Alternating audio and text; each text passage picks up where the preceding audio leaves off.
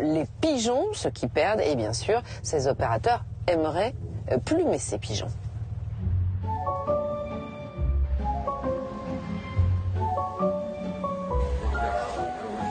Dans ce bon vieux PMU, les paris sportifs, c'est un rituel convivial. Tous les jours, les habitués discutent passionnément avec le patron pour préparer les jeux du soir. Lyon, la cote, elle est pas mal. Marseille à Nantes, elle est pas mal. T'as que des belles cotes. 2,35. 2,35, elle est montée. Il y a de quoi faire un beau petit billet. Donc là, pour 2 € d'investi, je peux gagner 186 508 €. Est-ce que ça vous paraît probable, ça? Non, pas trop. Pas trop, mais c'est bien de le tenter. Salut! Chaque mois, Arnaud mise 300 €. Ce soir, ce cuisinier parie sur la victoire de Lens. Si le club l'emporte, il récupérera 2 fois sa mise. C'est ce qu'indique la cote. Là, typiquement, la cote pour ce soir, pour Lens, elle a combien? La cote de Lens, elle est à 2. Donc, entre guillemets, si vous mettez en sec 100 € sur Lens, vous gagnez 100 € de gain. Vous reprenez 200 €, vous avez 100 € de mise, plus vos 100 € de gain. Je pense que je vais mettre, une dizaine d'euros. Une dizaine d'euros. Un petit joueur aujourd'hui, monsieur. À 21 h, le match Clermont-Lens commence devant une trentaine de parieurs.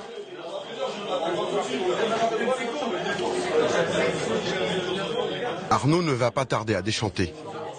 Lance 2-2, mais c'est pas abusé quand même. J'ai joué 10 € pour gagner 160 €, mais j'ai perdu. Et j'ai rejoué 10 € derrière, et j'ai gagné 5,20 €. Ben, je suis quand même perdant de 5 €. Donc là, vous êtes perdant de 5 € sur la soirée, grosso modo. Oui. Ben, je suis content. Ah, mais je vous dis honnêtement, je suis content. Mais Pourquoi? Bah, il a gagné. Non, j'ai pas perdu. Pas perdu beaucoup. Sur les 7 tickets où j'ai joué, tout est perdu.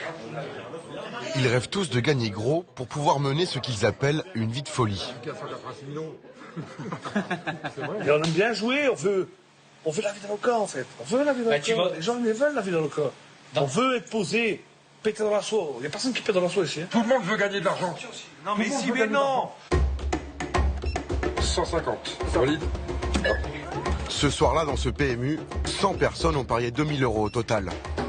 En France, ils sont 4 millions à jouer chaque année, 2 fois plus qu'il y a 5 ans. Et le total des mises donne le vertige, 8 milliards d'euros en 2020.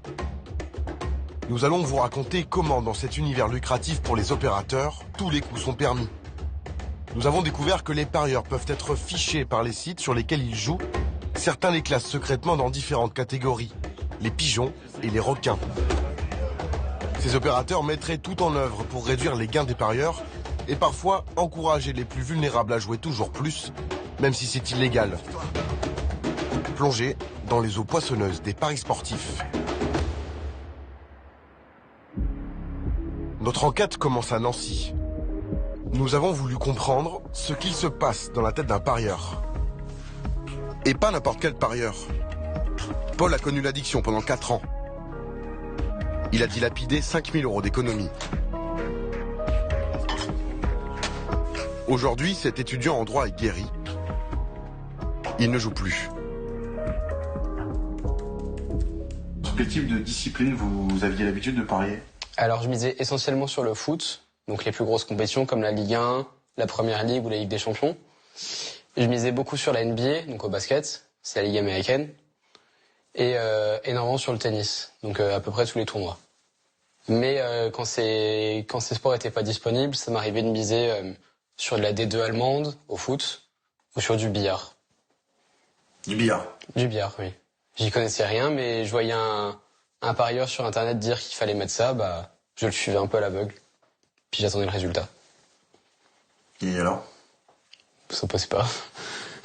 Ça marchait pas? En vrai, quasiment jamais. C'est là qu'on se rend compte que si on en est à parier sur des divisions inférieures ou des sports comme ceux-là, c'est qu'il y a un vrai problème. C'est qu'on a un vrai manque et un vrai besoin de parier. Et c'est là, en fait, que j'ai pris conscience que c'était une addiction. Comme une drogue, quoi. Comme une drogue, voilà.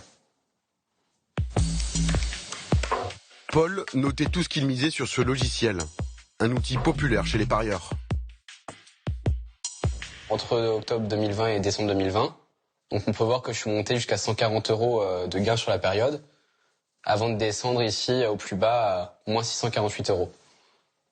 Donc on peut voir que sur ces 2 mois à peu près, je suis à 530 € de perte, sachant que j'ai pas tout rentré. Il y a des paris perdants que j'ai pas rentré parce que dans une période où j'étais dans le déni et j'acceptais pas de perdre tant d'argent, donc j'ai pas tout rentré dedans. Quand vous commencez à enchaîner les défaites, vous allez vouloir, on peut le voir par exemple sur la fin du mois de novembre, vous allez vouloir rattraper ce que vous avez perdu. Vous allez augmenter votre nombre de paris, et en augmentant votre nombre de paris, vous augmentez par conséquent votre nombre de paris perdants. Et du coup, vous perdez encore plus d'argent. Ce soir, l'équipe de France de football joue contre la Finlande. Comme souvent, Paul regarde le match avec son ami Grégoire. Un parieur qui, lui, n'est pas prêt d'arrêter de miser. Vous avez joué sur la France ou sur autre chose? Bon, les deux peut-être, hein. Autre chose, puis j'en mettrai un autre sur la France. Qu'est-ce que ça vous fait, Grégoire, de parier à côté de Paul? En vrai, à l'aise, parce qu'on en a déjà parlé, il est guéri. Donc il n'y a plus de soucis. On a déjà parlé plusieurs fois, j'ai parié devant lui, il n'y avait plus de soucis, quoi. Maintenant, ça fait... Ça va faire 1 an. Ça va faire 1 an en janvier. Donc il est sevré, quoi, on peut dire. Donc il n'y a plus de problème. Non, puis je pense que c'est bon pour toi. Oui, non, c'est bon. Mais comme je disais, de toute façon, si tu paries devant moi et que ça me fait rien, c'est que c'est bon.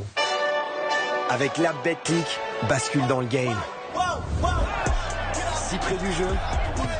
Première pub pour les paris sportifs, juste avant le match. Elle s'adresse clairement aux jeunes.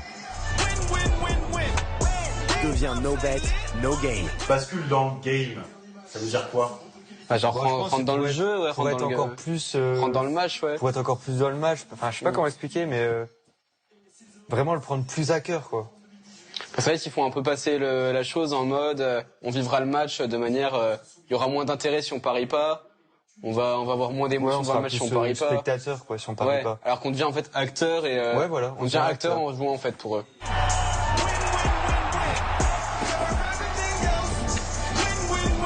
En vrai, c'est fait pour cibler les jeunes, quoi. Ouais, c'est comme en fond la petite musique qui répète win win win win, c'est un peu des airs qui sont plus genre des airs qui rentrent dans la tête. Pour nous, quoi. Plus parlant pour nous, voilà, et puis qui rentrent dans la tête. Unibet, pariez sur l'appli numéro 1. À la mi-temps, ils sont de nouveau bombardés de pubs et de notifications sur leur téléphone. Je sais pas trop où il a voulu la mettre en vrai la première parce que... Là, j'en ai eu 2 en même pas une demi-heure. Donc, ils incitent à parier un live en fait. Ça vous donne envie particulièrement de parier Ah bah c'est sûr que ça nous appelle plus à parier que si on n'avait rien. Parce que s'il y avait aucune pub, aucune notification, bah on passerait pas systématiquement à se dire bon allez je vais parier sur ça ou ça. Alors que là en plus ils nous proposent le pari, donc on a juste à appuyer puis valider quoi. C'est comme du harcèlement, ils nous le rappellent sans arrêt. Peu importe si on veut penser à autre chose, on peut pas parce qu'il y a ce truc qui va revenir en boucle. Tellement que j'ai même pas idée des autres pubs qui ont été mises à la mi-temps. Tellement les pubs de paris sportifs ont pris de la place, quoi. Paul et Grégoire ont commencé à parier alors qu'ils avaient 15 et 16 ans. Ils étaient donc mineurs et la loi le leur interdisait. Qui contrôle les jeunes joueurs? Pour les paris au bar tabac, les buralistes sont censés demander les pièces d'identité pour s'assurer que les parieurs n'ont pas moins de 18 ans. Mais le font-ils systématiquement? Nous avons fait un test dans une petite ville des Ardennes.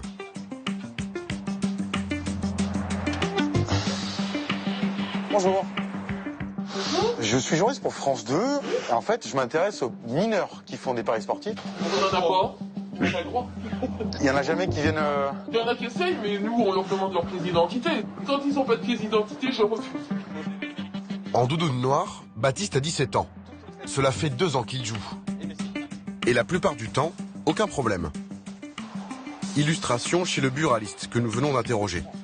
Bonjour. Allez-y. 1 euro. Merci, monsieur. Merci. Autre tentative dans un deuxième bureau de tabac.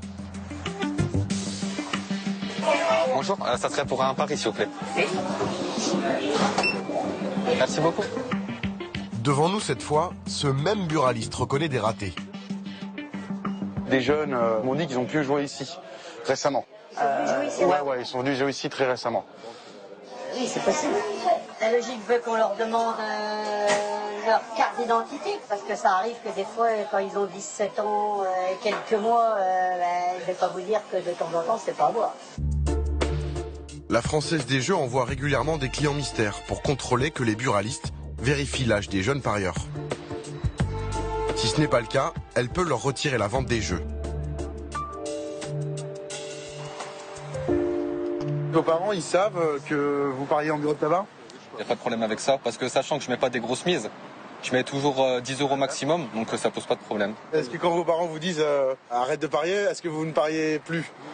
Bah, moi je lui mens pas, donc si elle me dit de pas le faire, je vais pas le faire. Hein. Mais après, après je demande à mon frère, donc ça... Voilà, c'est un peu 50-50 quoi. Des mineurs qui ne cachent pas à leurs parents leur goût pour les paris sportifs.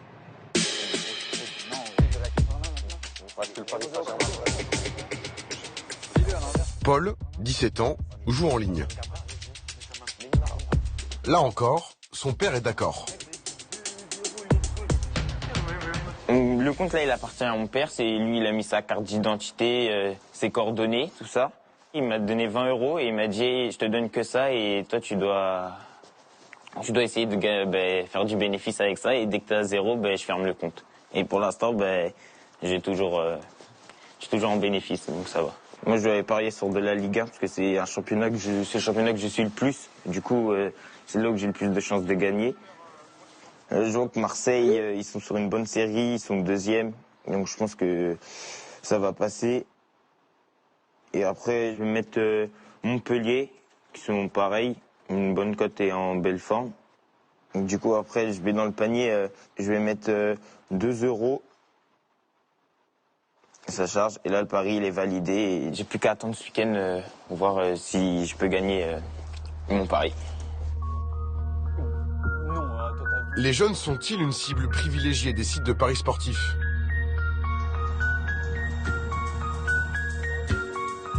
À Paris, l'hôpital Marmottan en accueille tous les jours. Ce lieu est spécialisé dans le traitement des addictions. Thomas Gaon est psychologue. En 2021, il a accompagné une vingtaine de jeunes parieurs, 4 fois plus qu'en 2019. Donc là, c'est le bureau des assistantes sociales qui nous aide pas mal pour tout ce qui est les problématiques financières, les dossiers de surendettement, l'aide au budget, ce genre de choses.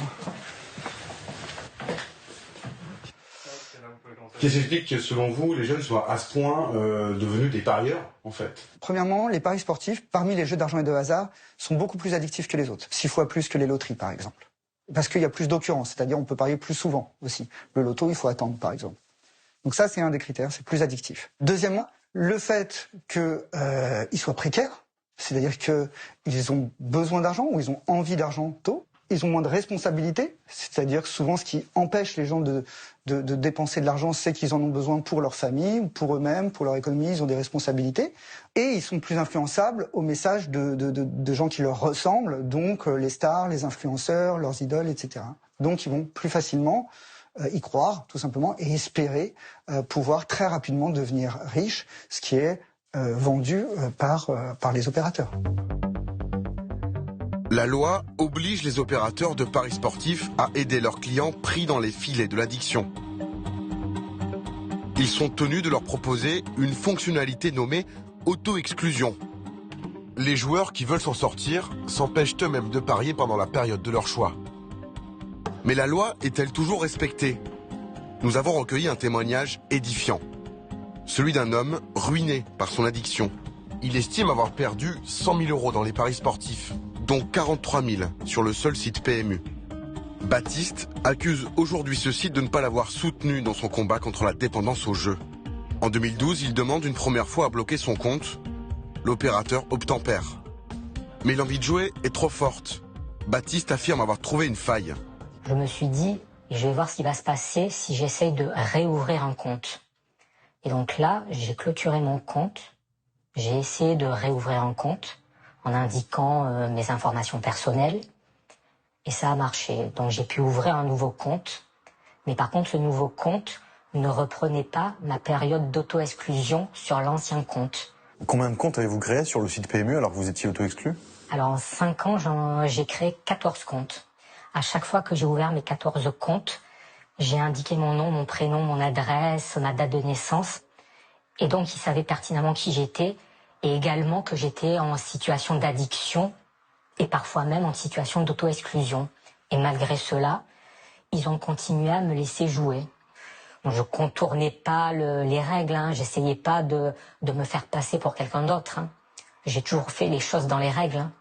Et pourtant, ils continuaient à accepter mon argent, mes paris. Parce que j'étais un bon client. Sur ce tableau, l'historique de ses paris sur le site PMU. Il l'a obtenu après avoir saisi l'autorité nationale des jeux. La preuve, selon Baptiste, qu'il a pu parier alors qu'il était censé être auto-exclu. En vert, c'est mises. Certaines ont été acceptées pendant ces périodes d'auto-exclusion.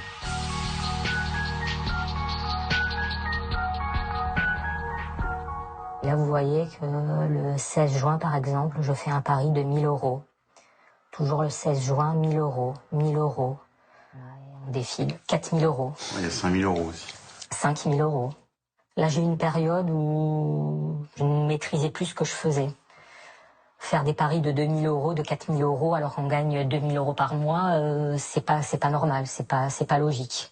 Et pourtant, là, vous étiez censé être auto-exclu du site PMU.fr. Tout à fait. Baptiste affirme qu'il a joué sur le site PMU jusqu'en 2016, malgré 10 demandes d'auto-exclusion. Aujourd'hui, il est exclu définitivement de tous les sites, une disposition prévue par la loi. Il ne joue plus. J'en veux beaucoup au PMU, parce qu'ils n'ont vu que leur intérêt personnel et pas le mien. Alors je sais très bien que c'est une société qui doit faire de l'argent, mais il ne faut pas faire de l'argent à tout prix. Hein. Il y a aussi la santé des gens qui est en jeu. Hein. Baptiste attaque en justice le site PMU. Il réclame près de 300 000 euros de dommages et intérêts. Contactée, l'entreprise rappelle qu'elle propose l'auto-exclusion aux parieurs, mais ne répond pas sur le cas de Baptiste.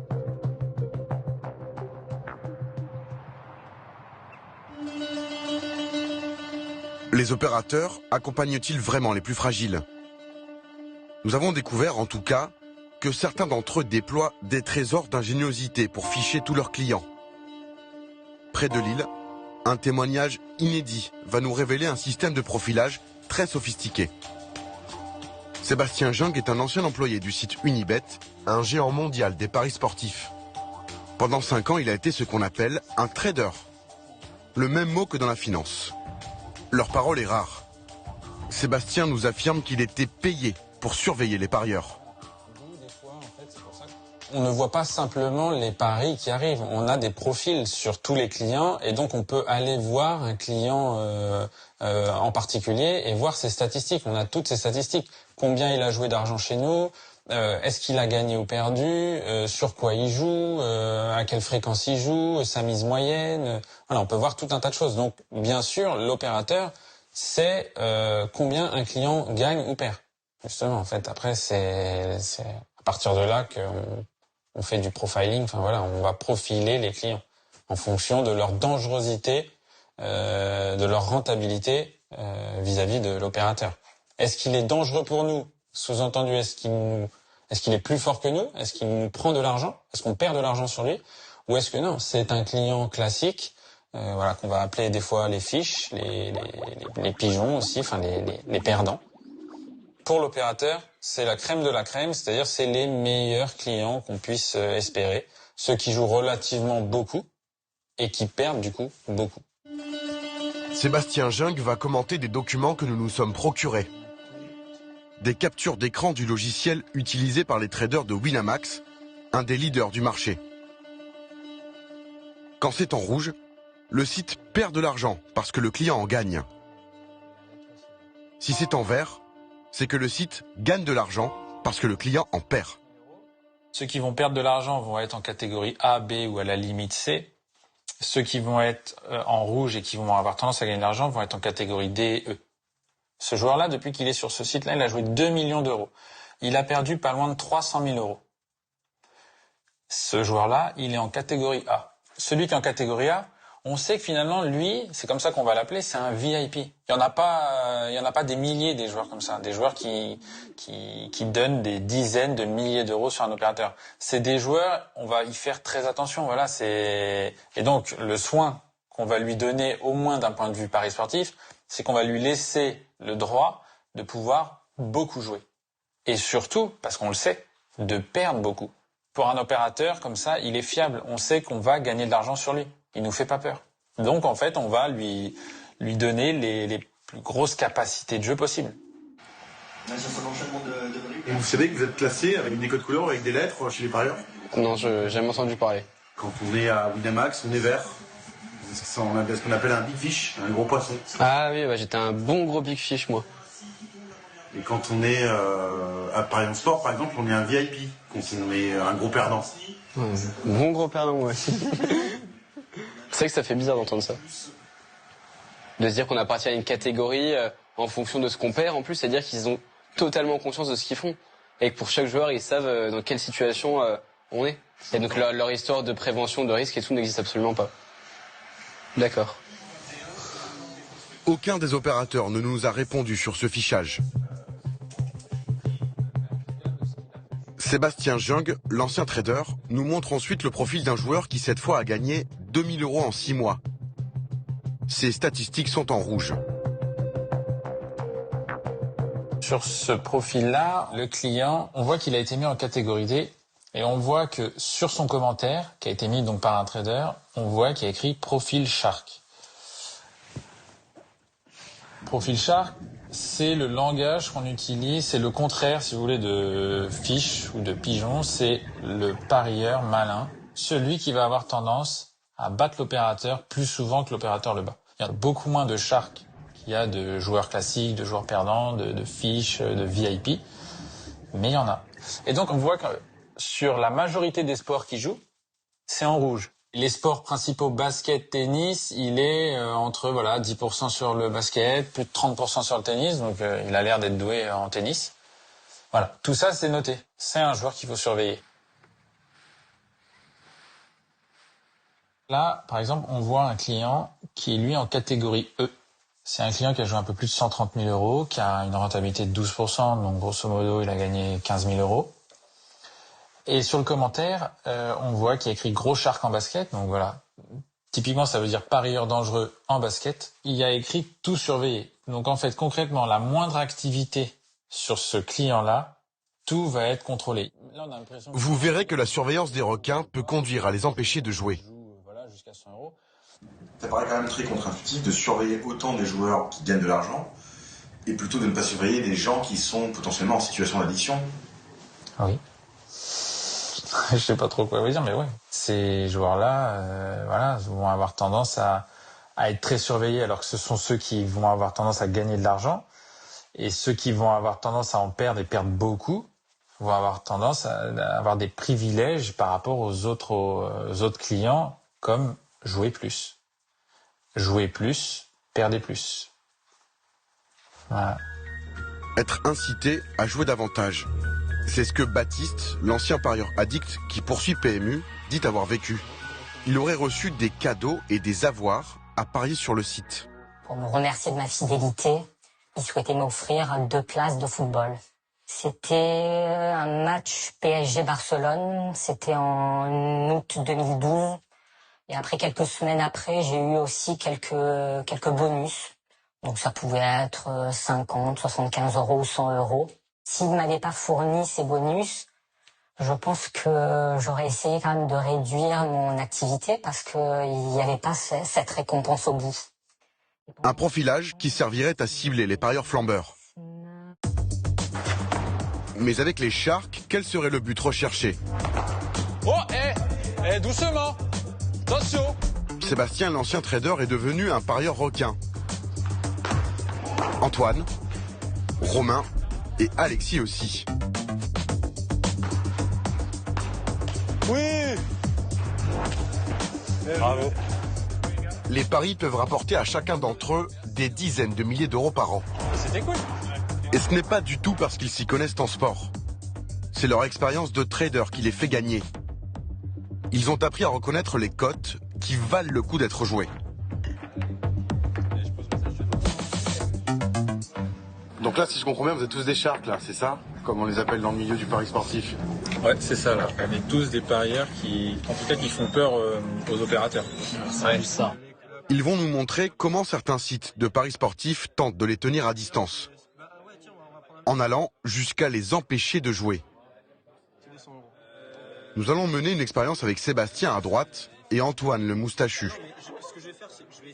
Précision, sur le site Parions Sport, Antoine serait considéré comme plus dangereux que Sébastien. Donc là, on va aller tous les deux sur Parions Sport. On va aller jouer un pari sur l'île Nantes, le même pari, la même cote, la même mise. On va voir ce qui va se passer. Ouais, tout simplement. Allez, moi j'essaye de mettre 3 €. T'essayes de mettre 3 € aussi? Ouais, sur le 4-3. On se dit go. Un petit 3 d'or. Ouais. 3 €.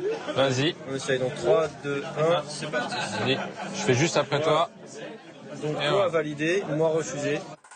Validé à droite et bloqué à gauche. Sur l'écran, le refus s'accompagne d'un message en rouge qui apporte une justification. En me disant que le montant maximal de risque financier autorisé sur le pronostic est atteint pour le moment. Là, on a l'impression que c'est une excuse légale, alors que moi, j'ai pris juste après et j'ai pu le faire. Ouais. Donc en fait, c'est vraiment bidon. C'est un motif bidon qui veut juste dire, Antoine, t'es limité, tu pourras pas jouer 3 € sur ce pari-là. Par contre, les clients qui perdent des centaines, des milliers, des dizaines de milliers d'euros, évidemment que ces gens-là vont pas être inquiétés de la même façon. Voilà, on va même avoir tendance à augmenter leur capacité de jeu, en fait. Ils vont pouvoir jouer toujours plus. Nous renouvelons l'expérience sur le site Parions Sport. Même résultat. Au total, ce soir-là, 3 des 4 requins ont été bloqués sur 4 sites. Aux yeux de la loi, empêcher un client de parier est une pratique commerciale déloyale. Peine encourue par les opérateurs, 2 ans de prison et 300 000 € d'amende. Nous avons sollicité les 4 sites sur lesquels les requins n'ont pas pu parier. Ces 3 opérateurs n'ont pas répondu à nos questions sur le blocage. Seule la Française des Jeux s'est exprimée. Par mail, elle nous explique qu'elle limite parfois les joueurs, mais uniquement pour prévenir le jeu excessif, lutter contre la fraude et le blanchiment de capitaux. Les parieurs que nous avons filmés nous confirment qu'ils ne se trouvaient dans aucune de ces situations.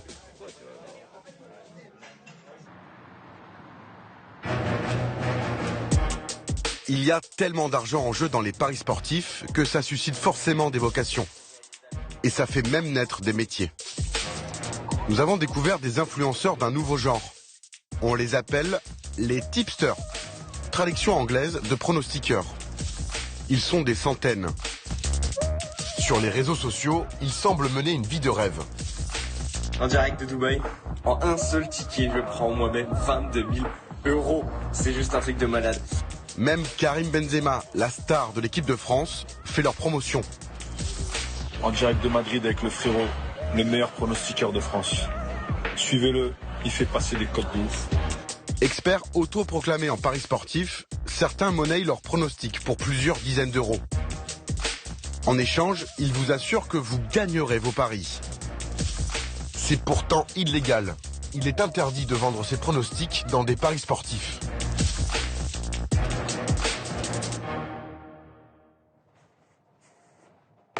Nous avons rappelé Antoine, un de nos 4 sharks, le requin à moustache. Ancien trader, il est devenu pronostiqueur lui aussi. Ah, j'ai pas de son.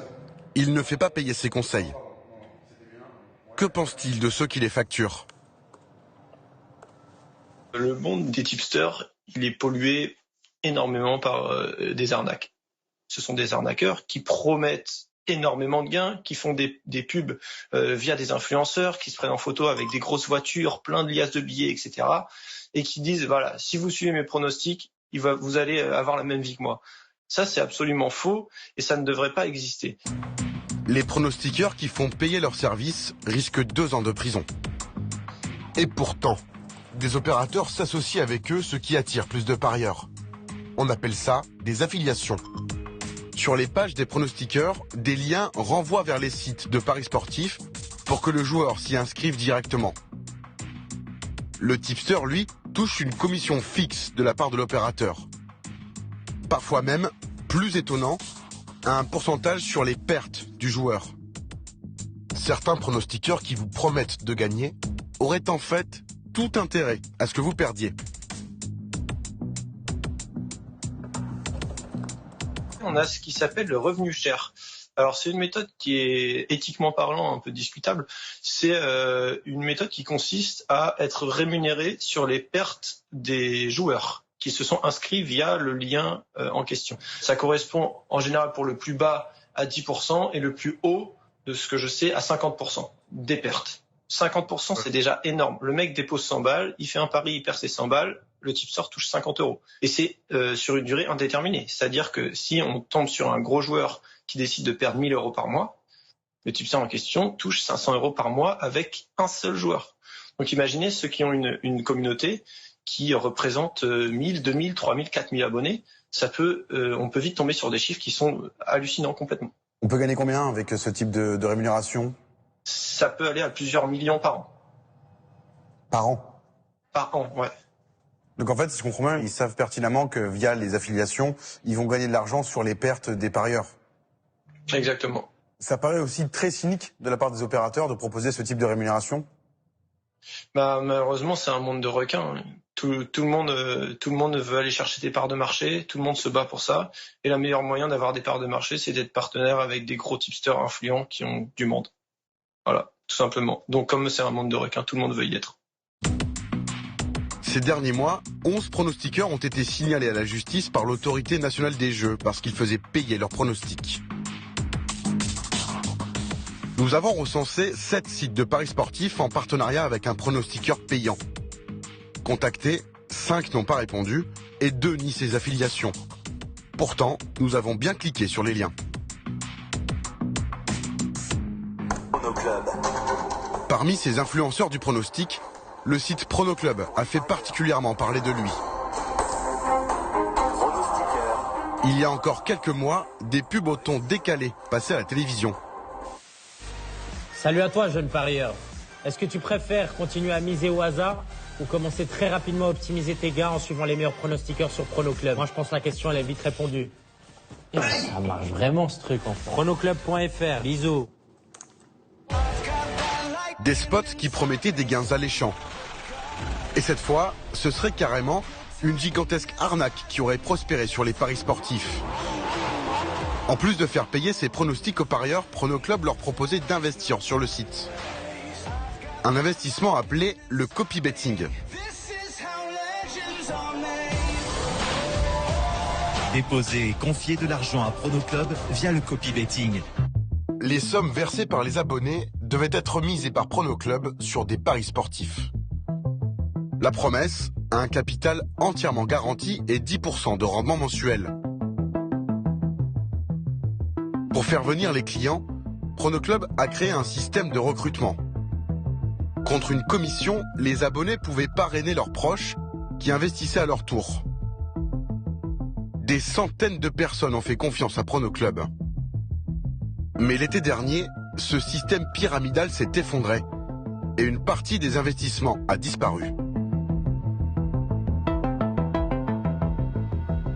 Le fondateur du site, c'est lui, Thomas Boursin, un entrepreneur de 25 ans. Placé en détention provisoire en septembre dernier, il a été libéré sous caution. Il est mis en examen pour escroquerie en bande organisée, blanchiment aggravé et pratique commerciale trompeuse.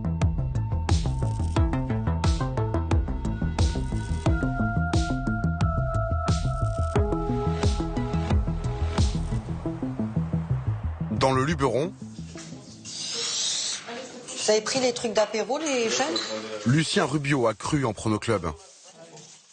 En mars 2021, cet électricien à la retraite investit 15 000 € sur le site et convainc sa femme infirmière et leurs 3 enfants de faire de même. En tout, la famille verse 37 000 € à Pronoclub. Ça, c'est le type de facture qu'ils vous émettent quand vous avez fait un versement. Qu'est-ce qui à vous paraît crédible quand vous la regardez? Vous avez devant les yeux en fait une facture comme quand vous achetez quoi que ce soit en fait.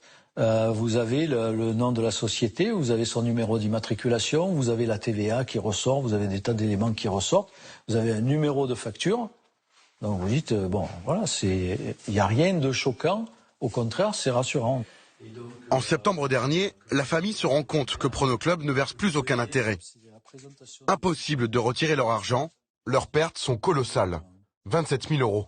C'est l'affaire dans laquelle on croyait le plus, où on se fait voler, on se fait avoir.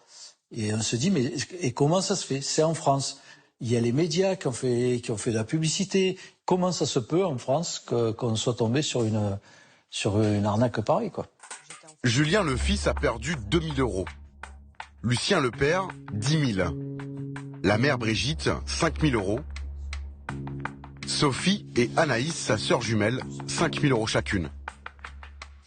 C'est énorme, c'est à peu près toutes nos économies. On avait réussi à avoir cet argent-là parce que mon mari avait retapé un appartement et l'avait revendu. Donc en fait, c'était les sous de l'apport de l'appartement parce que quand on est étudiant, on n'épargne pas trop. Quand j'ai su qu'elle avait perdu 5 000 €, j'en ai pleuré. Je suis allée voir la banque pour aller voir si je pouvais faire un crédit pour les rembourser tous les 3. Et j'ai un peu engueulé Lucien. Oui, alors, et certain que il y a une dimension psychologique qui est importante. Moi, j'ai dû passer 2 mois à pas dormir parce que on se sent toujours responsable. J'ai conseillé à ma famille, vous avez de l'argent, c'est dommage de faire dormir, allez-y, mettez-le parce que vous risquez strictement rien, vous ne risquez rien. Et puis au bout du compte, vous dites, mais tous ces gens-là ont perdu d'argent à cause de moi, quoi. Avec la culpabilité, tu penses qu'à ça. C'est là toujours maintenant? Oui, oui. Oui, bien sûr. Oui. Pleure pas. Comme ça. En plus, j'en ai mis une couche dessus quand même. Qui fait que ça n'a pas dû arranger les choses parce que... on pleure tous. Non, Comme les Rubio, 700 personnes ont porté plainte contre Prono Club et espèrent être remboursées. Échaudée par des pertes très lourdes, cette famille n'est pas prête de parier à nouveau.